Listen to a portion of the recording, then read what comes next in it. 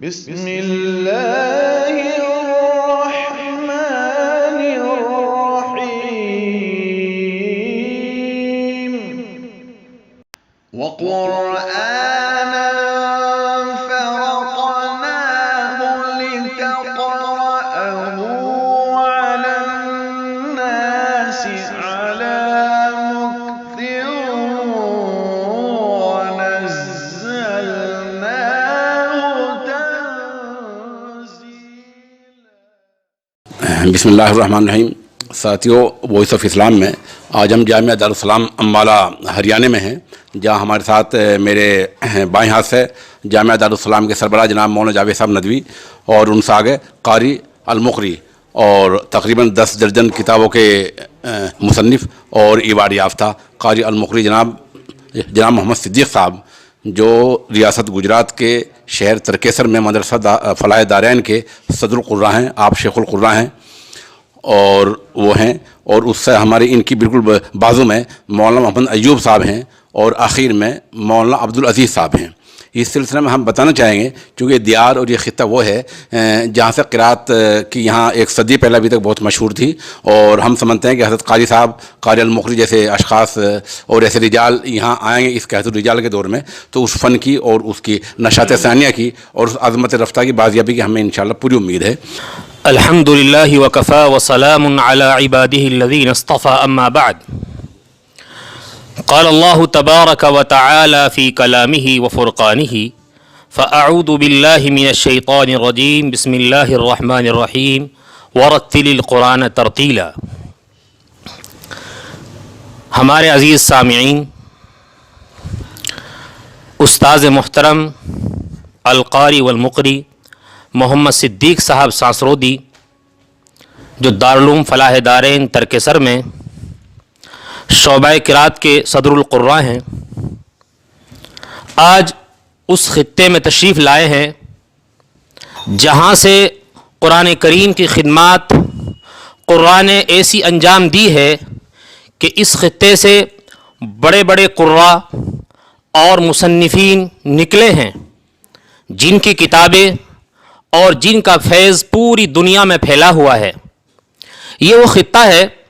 استاذ محترم حضرت قاری صدیق صاحب جب درس دیتے ہیں، بارہا وقتاً فوقتاً اس علاقے کے علماء کا ضرور تذکرہ کرتے ہیں.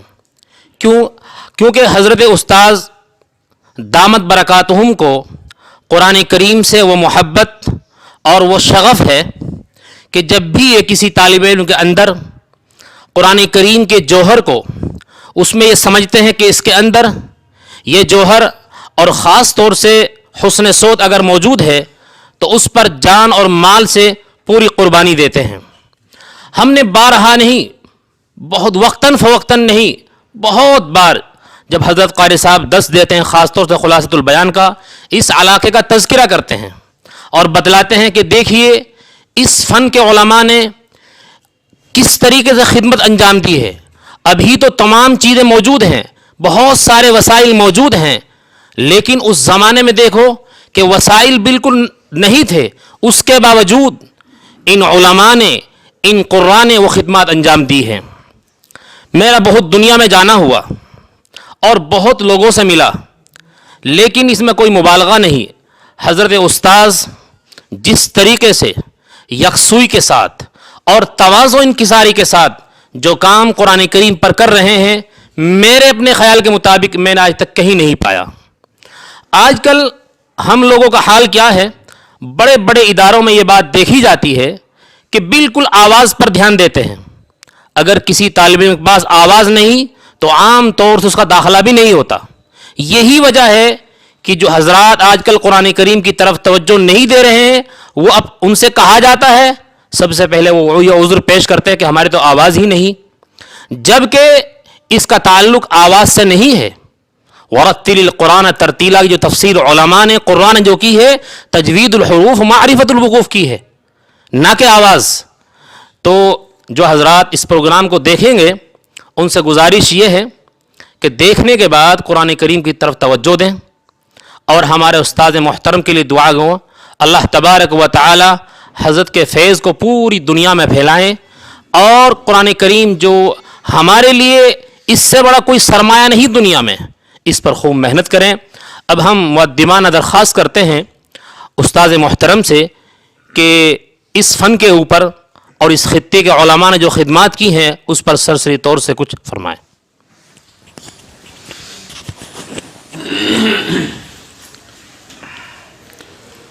بسم اللہ الرحمن الرحیم، الحمد للہ رب العالمین، والعاقبۃ للمتقین، والصلاة والسلام علی سید الانبیاء والمرسلین وعلی آلہ واصحابہ اجمعین۔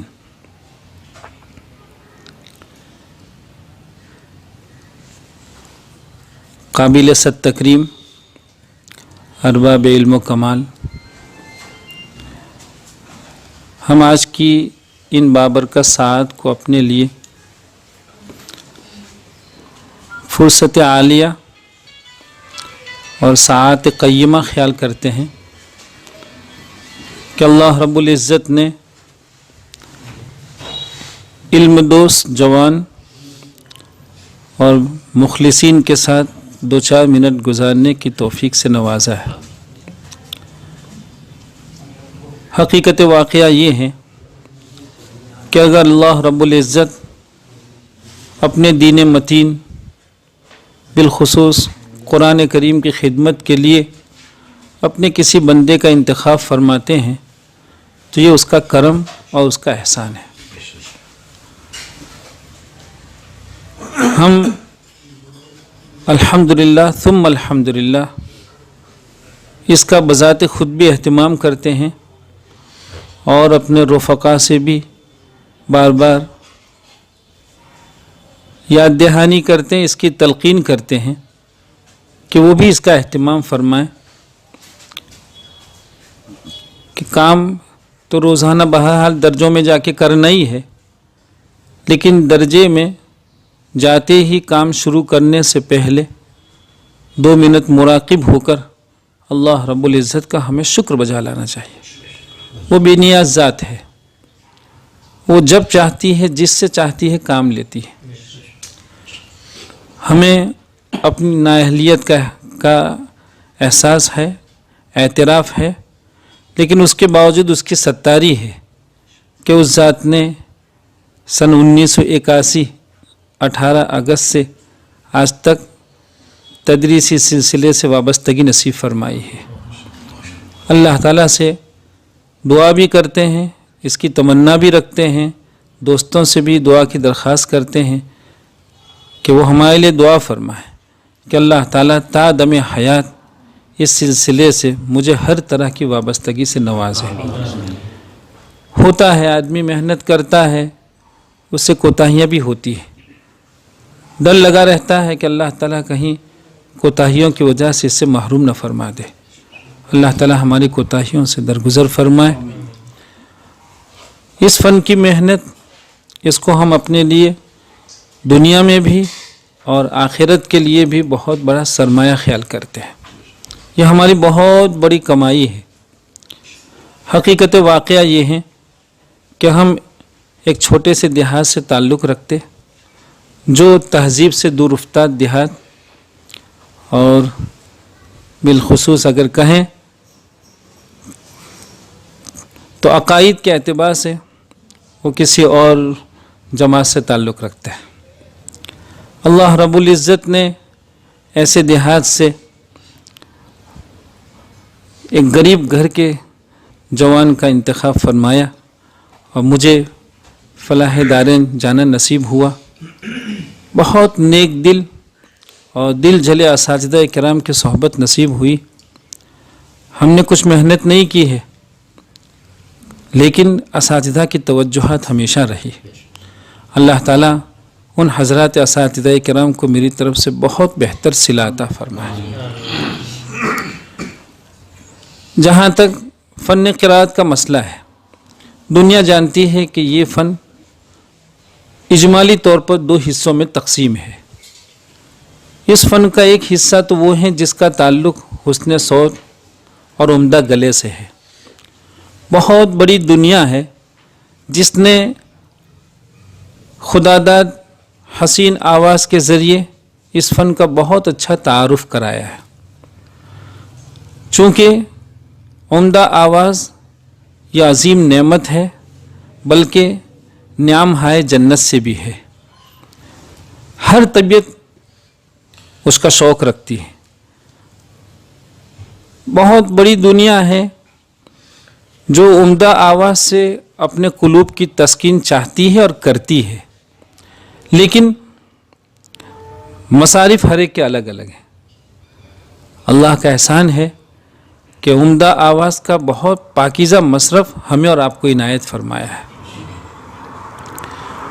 اس فن کا دوسرا جو جز ہے اس کا تعلق کتاب سے ہے. سچ یہ ہے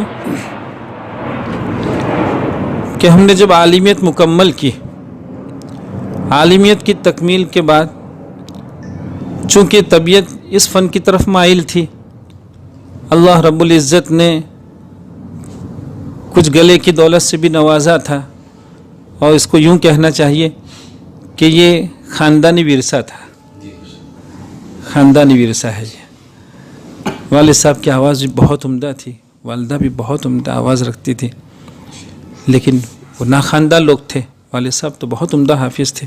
بہرحال ادارے میں تقریباً 10-11 سال تک ادارے کے اسٹیج سے قرات کر کے ادارے کی ترجمانی نمائندگی کرتے رہے تھے.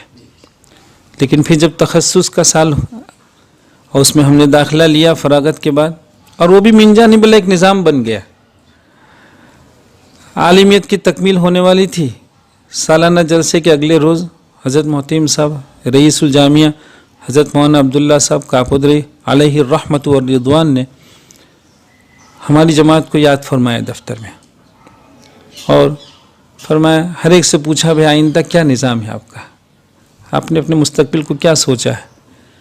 ہم پیچھے بیٹھ کے یہ سوچ رہے تھے کہ اس سوال کا جواب ہمیں بھی دینا ہے، اور حقیقت واقعہ یہ ہے کہ اب تک کبھی اس ناحیے سے سوچا ہی نہیں تھا. ہمارے کچھ ساتھیوں نے کہا کہ ہم دورہ تفسیر میں داخلہ لیں گے، تو ہماری جماعت میں اچھے ساتھی تھے ماشاءاللہ، محنتی لوگ تھے اور سمجھدار تھے، ذی استعداد جوان تھے.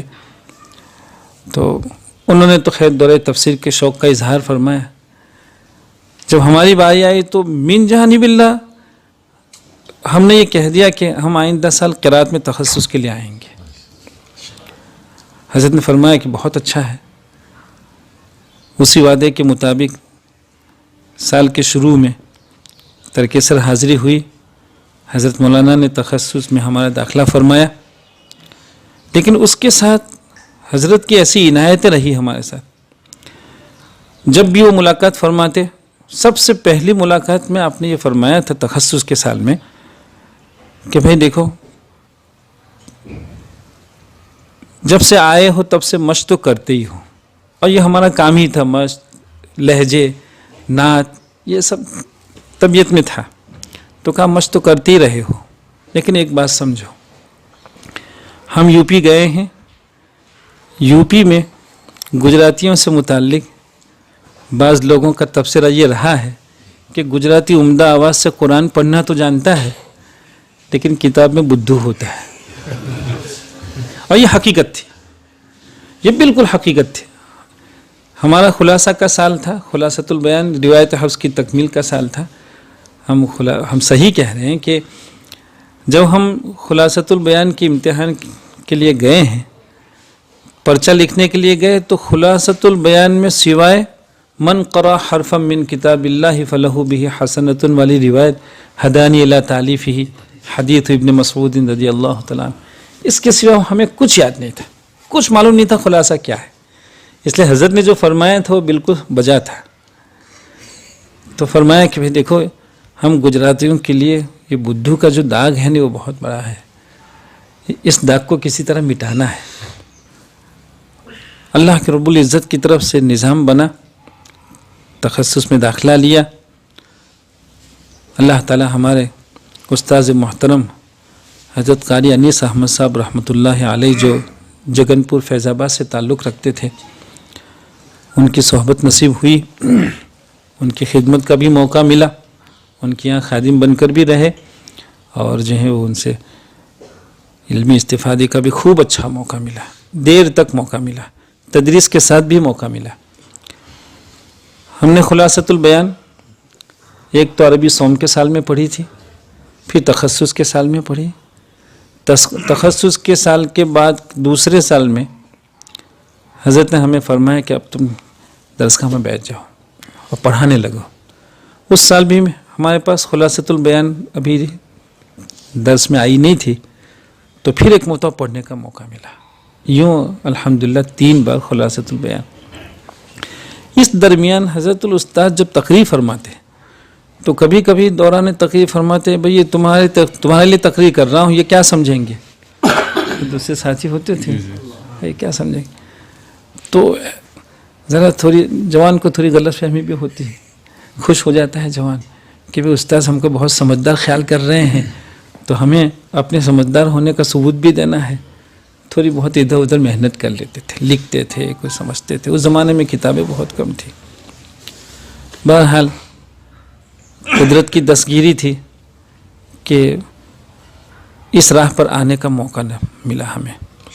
और हज़रत इसके बाद बार बार जब भी मुलाकात होती फरमाते कि भाई कुतुबखाना गए थे, आपने वो किताब देखी। रईसुल जामिया अलैहिर रहमा ने इस राह पर लाने के लिए एक लंबा अरसा वो हमारे साथ राब्ते में रहे, हमें लेकर चलते रहे।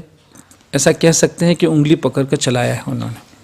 अभी हम जामिया गए थे, उनके इंतकाल के बहुत यानी 1 महीने बाद तकरीबन, तो वहाँ कुछ भाइयों ने ये कहा कि आज आपकी गुफ्तगू है तो थोड़ा सा ताज़ियती कलिमात भी। मैंने कहा ठीक। तो हमने कहा कि हम हज़रत को अपने लिए, हमारे दिल में हज़रत की जो कदर है, हमारा जो एहसास है, उसको एक मिसाल से समझाने की कोशिश करते हैं। कहा कि ज़मीन के पेट में बहुत से सोते बहते हैं, चश्मे बहते हैं। कुआं खोदता है आदमी तो वो चश्मे सारे उसमें पानी जमा हो जाता है। मैंने कहा जब कभी किसी चश्मे को या उसके धारे को बदलने की ज़रूरत पड़ती है तो धारे को बदलना हर किसी का काम नहीं होता है। ऐसे मौके पर बहुत बड़े बड़े इंजीनियर बुलाए जाते हैं और वो चश्मों का रुख बदल सकते हैं। वो हम हर कोई नहीं जानता है उसको। मैंने कहा हम हज़रत को अपने लिए ऐसा ख्याल करते हैं कि हमारा धारा सिर्फ मश्क मशाकी की तरफ था, किताब की तरफ हम बिल्कुल नहीं थे। लेकिन अच्छा दुनिया जानती है कि जिनको कुदरत ने बहुत उम्दा आवाज़ दी होती है, मश्क उनकी तबीयत बन जाती है, बिला मश्क के उन्हें सैरी नहीं होती है। वो खाना खाए बगैर तो सो जाते हैं, लेकिन मश्क किए बगैर सोते नहीं हैं। तो ऐसे बंदों को किताब की तरफ लाना वो हर किसी का काम नहीं होता था। हज़रत ने हमें इस रुख पर डाला, कुछ कोशिश करते रहे। फिर हज़रत के यहाँ जब भी कोई किताब आती थी, चुनांचे सबसे पहली किताब दारुल देवबंद से हज़रत मेरे मुशफ़िक़ और मुरब्बी हज़रत क़ारी अबुल हसन साहब दामत बरकातुहुमुल आलिया, उनके नफ़हतुल अंबरिया आई। हज़रत क़ारी साहब ने उनको हदिये में भेजा था। हज़रत ने मुझे दफ्तर में याद फरमाया, कहा भाई एक किताब आई है, वो तुम्हारे काम के ले जाओ। तो हम उसको लाए, अल्लाह का शुक्र है पढ़ते रहे। फिर अन-नफ़हातुल क़ासिमी आई, शातविया की शरह का साहब की, उस वक्त भी हज़रत ने याद फरमाया। बल्कि हज़रत फिर दुनिया में जहाँ कहीं तशरीफ़ ले जाते, चुनांचे वो गए अमेरिका, प्रिंसटन यूनिवर्सिटी में गए। वहाँ से हज़रत ने हमें फ़ोन किया, भाई यहाँ प्रिंसटन यूनिवर्सिटी में आया हूँ, यहाँ की लाइब्रेरी बहुत बड़ी है, 1 लाख से ज़्यादा इस्लामियात पर यहाँ किताबें हैं। कहा कुछ किताबें क़िराअत की हमने देखी है, तुम्हारी याद आई, हम तो मालूम करना चाहते हैं कि ये किताबें हैं तुम्हारे पास। यही हाल कनाडा से, वो इंग्लैंड तशरीफ़ ले गए, बरतानिया, वहाँ इंडिया ऑफिस लाइब्रेरी है। तो हज़रत उस लाइब्रेरी में गए होंगे।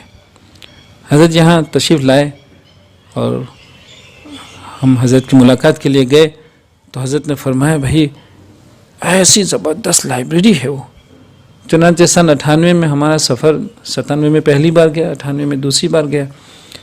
तो हमने अपने मेज़बान मुखलिसीन से दरख्वास्त की कि मुझे इस यूनिवर्सिटी में इस लाइब्रेरी में जाना है। गए, जैसे ही बहुत बड़ी लाइब्रेरी, इंडिया ऑफिस लाइब्रेरी बरतानिया की बहुत मशहूर लाइब्रेरी है, हर फ़न की किताबें हैं। हमसे पूछा गया कि आप किस फ़न में किताबें देखना चाहते हैं। मैंने कहा किरात के फ़न में। कहा किरात के फ़न के तो मुख्तलिफ अज्जा हैं, किस जुज़ को आप देखना चाहते हैं। मैंने कहा मैं इल्म रस्म को देखना चाहता हूँ। कहा इल्म रस्म में भी क्या कोई ख़ास किताब। मैंने कहा अगर राइया की शुरुआत हो तो मैं इसका शौक़ रखता हूँ। आप भाइयों को सुनकर हैरत होगी, जब हमने ये कहा कि हमें किरात में किताबें देखनी है तो उन्होंने फ़ौरन एक ईसाई जवान को बुलाया, 35-40 साल का जवान होगा। वो हमसे खड़े खड़े पूछ रहे हैं कि किरात में आप किस जुज़ को देखना चाहते हैं।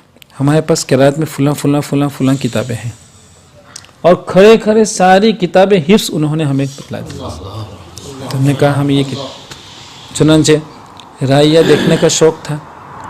कहा कोई बात नहीं, आप इस टेबल पे तशरीफ़ रखें, 10 मिनट में किताब, कलम, कागज़ सब आ जाएगा। चुनांचे वो राइया की कई शुरुआत, उसमें कलमी नुस्खे भी थे, वो लेकर आए और वहाँ रख दिया। हमने देखा ये हमारे मदारिस को इन बातों को समझने की ज़रूरत है कि मुताले कैसे होते हैं, मुताला कैसे करते हैं लोग।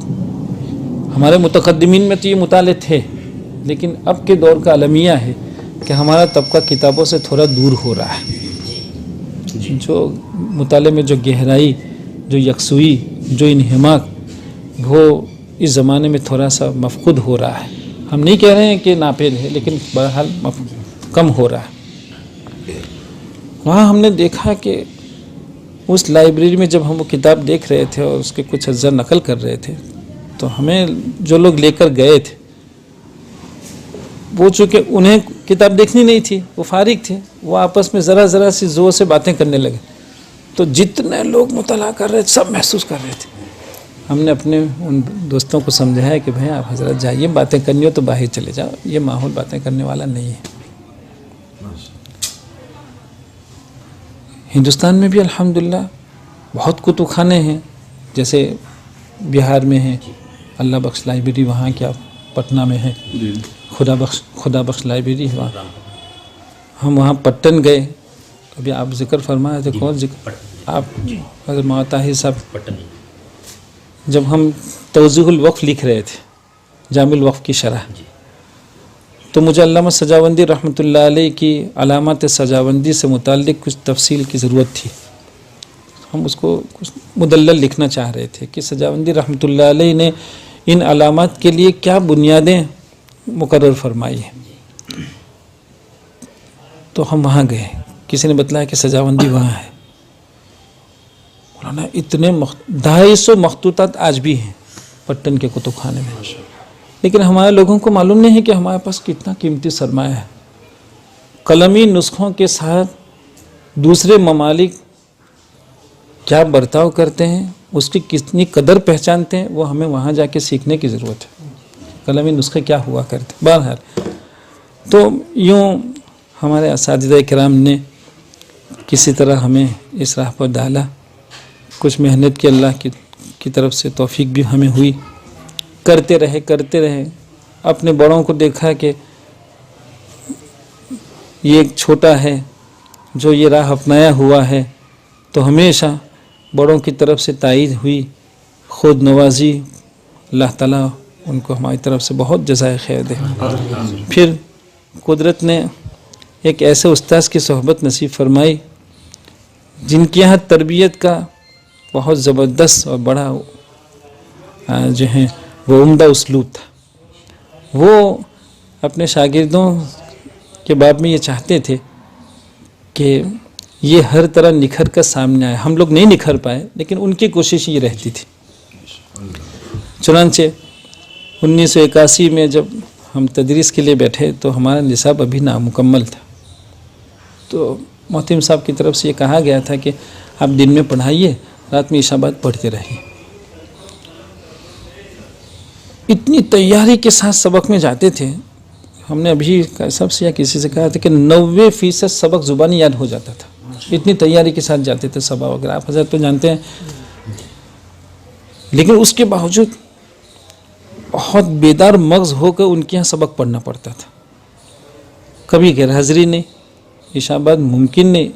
ایک مرتبہ غلطی سے حضرت مولانا ذوالفقار صاحب رحمۃ اللہ علیہ مجھ کو دمن اپنے بیان میں قرات کے لیے لے گئے. جوان تو چاہتا ہی ہے اس طرح جانا سفر. تو ہم گئے اور کہنا بھول گئے. استاذ کو بتلایا نہیں ہم نے، اجازت بھی نہیں لی، ویسے ہی نکل گیا. آدھے راستے میں کہہ رہے ہم تو اطلاع نہیں کی ہے. اب اس زمانے میں موبائل تھا نہیں. دوسرے روز جب آئے ہیں سبق کے لیے گئے عشاء بعد، اتنی تنبیہ فرمائی، اتنی تنبیہ، اور ایسی تلخ تنبیہ فرمائی، بہت تلخ. دیر تک تنبیہ فرماتے رہے، نکال دیا. 1 ہفتے تک معافی مانگتے رہے.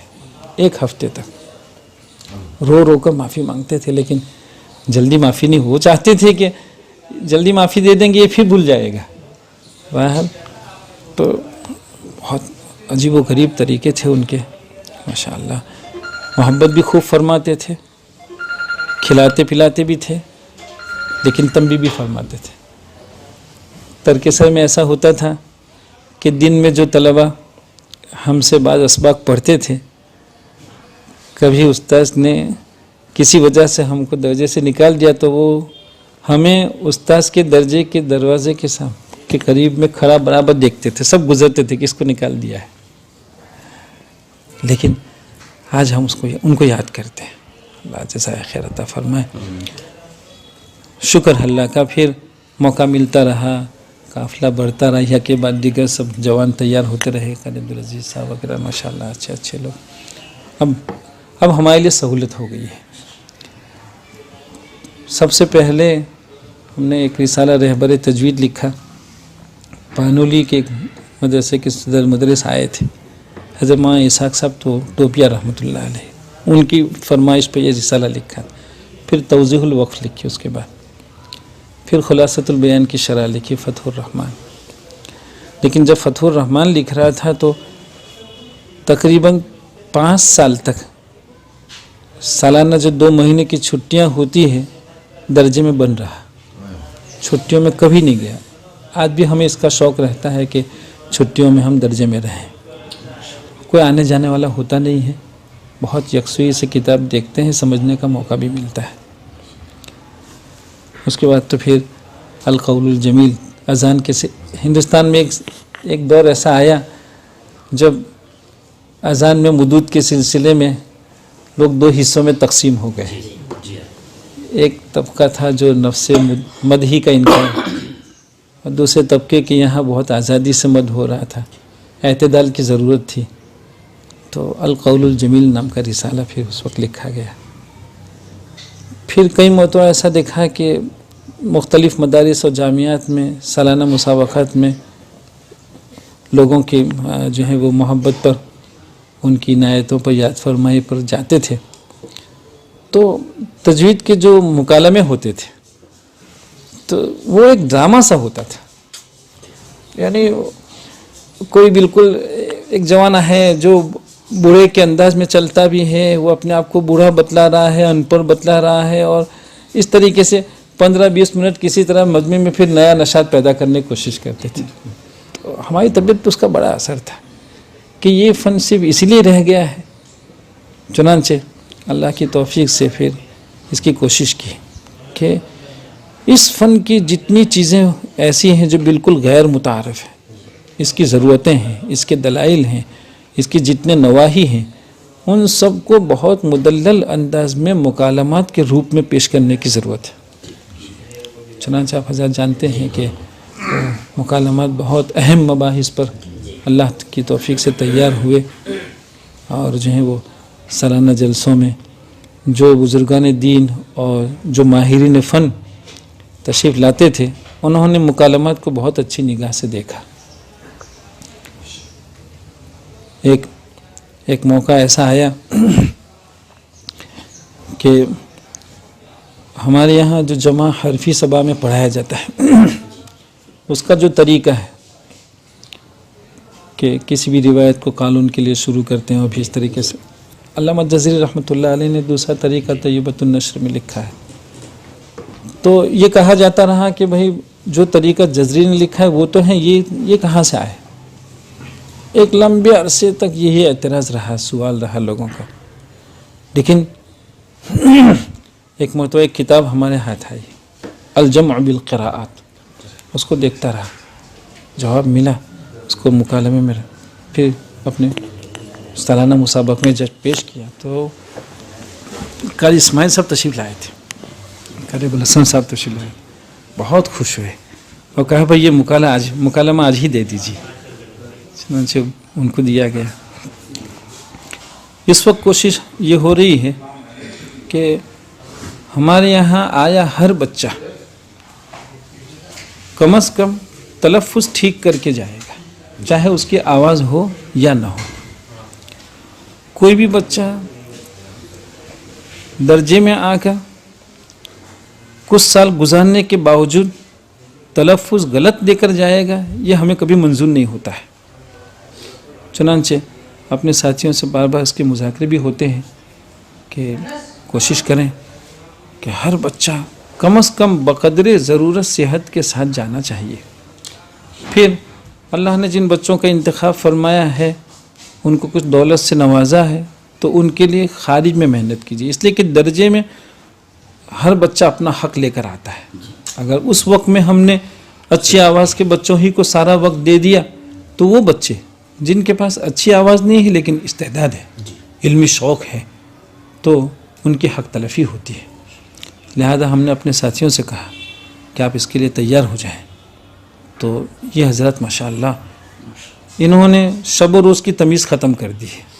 بہت پابندی کے ساتھ عشاء بعد، ظہر میں، خارج اوقات میں خوب اچھی مشق کراتے ہیں، جس کا نتیجہ ہے کہ الحمدللہ ثم الحمدللہ خوش الحان جوانوں کی تعداد میں ہر روز اضافہ ہوتا ہے اور ہر طرح کی کوششیں ہو رہی ہے. گجرات کے سارے مدارس الحمدللہ اس طرف اچھے متوجہ ہیں.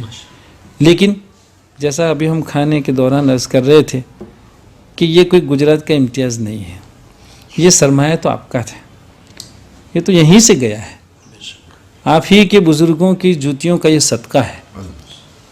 حقیقت واقعہ یہ ہے کہ حضرت قاری انیس صاحب رحمۃ اللہ علیہ لکھنؤ سے تشریف لائے، فیض آباد سے، اور حضرت قاری احمد اللہ صاحب ڈابھیل میں ہیں. اللہ تعالیٰ ان سے بہت اچھی خدمت لے رہے ہیں، بہت بڑا میدان ہے.